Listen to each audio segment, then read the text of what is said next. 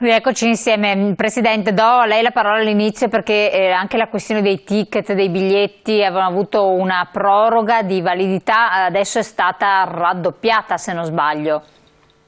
Eh sì, purtroppo siamo arrivati anche in questo caso ad una validità di voucher anziché a 18 mesi a purtroppo i 36 mesi. E tra l'altro il decreto ultimo specifica che relativamente agli spettacoli dal vivo il termine dei 36 mesi si applica a condizione che lo spettacolo sia posticipato con data certa e comunque non successiva al 31 dicembre 2023. Quindi con il 2023 purtroppo sappiamo che chi ha acquistato ovviamente biglietti relativamente a concerti, cinema, teatri e musei può avere la possibilità o in qualche modo l'obbligo di usufruire di questo voucher appunto entro questi 36 mesi e non poter anticipatamente venire in possesso di quello che è il rimborso monetario delle somme in precedenza corrisposte. Ma se lo spettacolo non viene fatto? Se lo spettacolo non viene più fatto perché viene posticipato, non c'è più lo spettacolo, insomma, perché tanti sono annullati proprio. Eh sì, però in ogni caso la validità del voucher permane a 36 mesi. Ci sarà eventualmente la possibilità di utilizzare il valore del voucher per l'acquisto di un altro spettacolo, fermo restando che sicuramente non è la stessa cosa e non è una soluzione ottimale che infatti noi abbiamo contestato. Ci dispiace in qualche modo essere come dire, contrari a quella che è una forma sicuramente di tutela che è stata presa per in qualche modo attenuare le importanti perdite che il settore dello spettacolo ha dovuto subire in questo periodo chiaramente di pandemia. Però d'altro canto, anche dal punto di vista del consumatore, è chiaro che comunque le situazioni non sempre sono facili.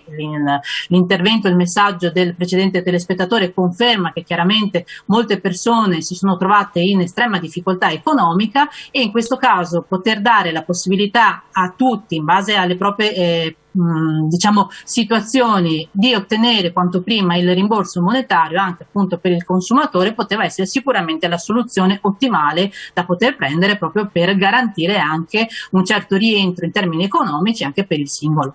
Chiaro. Questione delle invece compagnie aeree, voi avete stilato un po' una lista di quelle più buoni cattivi, no? Di quelle rimaste che Sì. si sono comportate bene, tra virgolette. Vediamo un po' la slide a supporto, prego. Sì, allora diciamo che appunto nel periodo di emergenza, proprio per quanto si diceva in precedenza, quindi a seguito della cancellazione e l'annullamento di molti voli, noi come Federconsumatori, così come altre associazioni che tutelano i diritti dei consumatori, abbiamo presentato parecchie segnalazioni, come si vede dalla slide, sia all'ENAC, che è l'ente nazionale per l'aviazione civile, sia alla GCM, che è l'autorità cosiddetta antitrust che regola la concorrenza del mercato.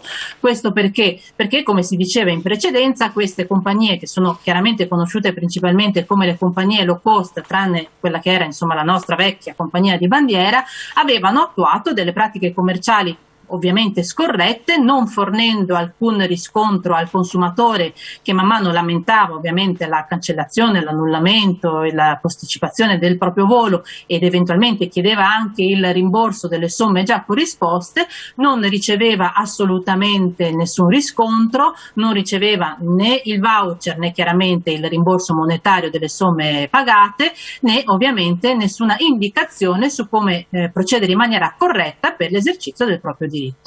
Quello che vogliamo sottolineare è che comunque queste segnalazioni che noi invitiamo a fare anche dal singolo non hanno diciamo delle ricadute dirette in termini di beneficio per il consumatore, anche perché questi enti, queste autorità diciamo agiscono nei confronti delle società comminando loro ovviamente delle sanzioni e dei provvedimenti che possono anche arrivare per esempio al ritiro della licenza per poter ovviamente volare all'interno del nostro territorio, però non diciamo hanno appunto come si diceva implicazioni dirette perché queste segnalazioni non danno poi luogo al rimborso o al risarcimento al singolo. Chiaro che però attraverso appunto questi provvedimenti le compagnie poi sono in qualche modo indotte a ripristinare delle corrette pratiche commerciali e quindi in qualche modo andare indirettamente incontro a quelle che sono le richieste e soddisfare i diritti dei consumatori. Quindi citare. Andiamo a vedere l'altra slide, quella successiva, cioè cosa prevede la normativa europea sui voli.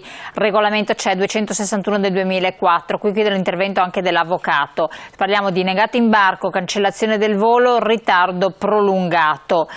Sono escluse le circostanze eccezionali inevitabili, condizioni atmosferiche estreme, sabotaggio e scioperi di terzi, questo come sempre cause di forza maggiore. Allora, qui entriamo un po' nello specifico, vero? C'è un messaggio che è arrivato: per accedere ad alberghi e strutture ricettive è obbligatorio avere il Green Pass? Chiede un telespettatore, Presidente.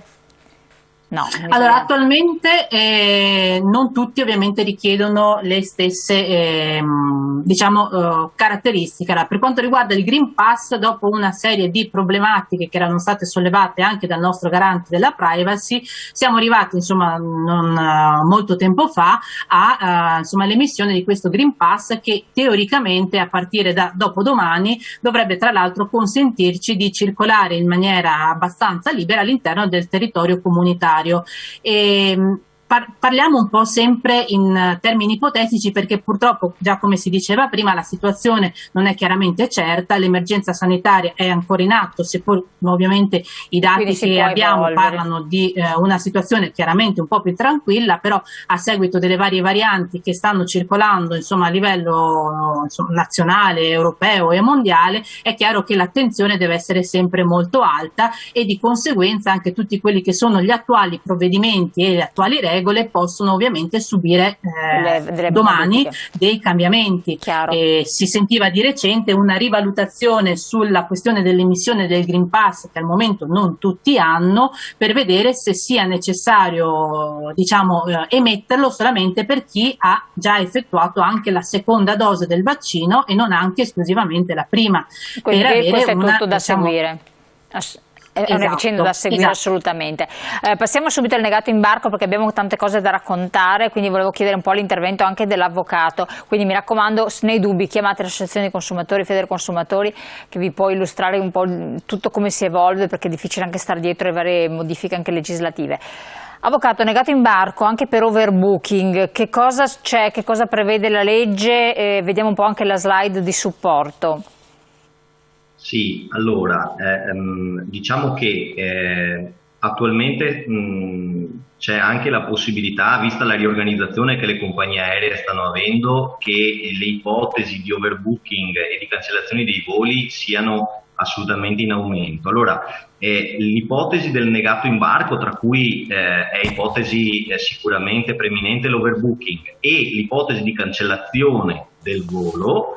Poi eventualmente vediamo invece le cancellazioni tempestive dei voli, perché oggi le compagnie aeree stanno adottando delle strategie proprio per evitare di in qualche modo doversi subire azioni da parte dei consumatori volte ad conseguire risarcimenti e compensazioni pecuniarie. In ogni caso, negato imbarco, in caso di overbooking, quindi negato imbarco, e in caso di cancellazione del volo, le tutele esattamente previste dal regolamento europeo, che è datato 2004, sono queste. Allora, innanzitutto è concesso al consumatore una scelta tra una riprotezione su un volo da effettuarsi il prima possibile in relazione alla operatività della compagnia aerea, o eventualmente anche in una data successiva che fosse più comoda per il consumatore, e l'alternativa è quella del rimborso del prezzo del biglietto per la parte eventualmente ed evidentemente non usufruita dal consumatore. Questo è il primo tipo di tutela prevista dal regolamento comunitario. Chiaramente il secondo tipo di tutela è legato all'assistenza che il consumatore deve ricevere da parte della compagnia aerea direttamente, diciamo, in aeroporto, in conseguenza appunto dell'ipotesi di overbooking e dell'ipotesi di cancellazione del volo, e che riguarda da una parte il fatto che al consumatore debbano essere garantiti pasti e bevande in relazione appunto al disservizio subito. Esattamente. Poi, in secondo luogo, laddove il disservizio comportasse un volo o comunque il consumatore scegliesse un volo che magari parte il giorno successivo, ecco, il pernottamento è a carico della compagnia aerea, quindi tutte le spese relative sono a carico della compagnia aerea, così come sono a carico della compagnia aerea le spese di trasporto tra la sistemazione alberghiera, che eventualmente ed evidentemente dovrà essere individuata dalla compagnia aerea, e l'aeroporto. Perfetto, sì, velocissimo perché siamo in pubblicità. No, facciamo così, la interrompo un attimo perché siamo... Dica. Prego. Sei un flash. Dicevo, questa è l'assistenza, poi mi dica lei. Poi dico che c'è una pubblicità, poi siamo rapidissimi. Perfetto. Perché veramente il tempo vola, ci sono tante cose da dire. Pochi secondi e poi torniamo insieme, avvocato.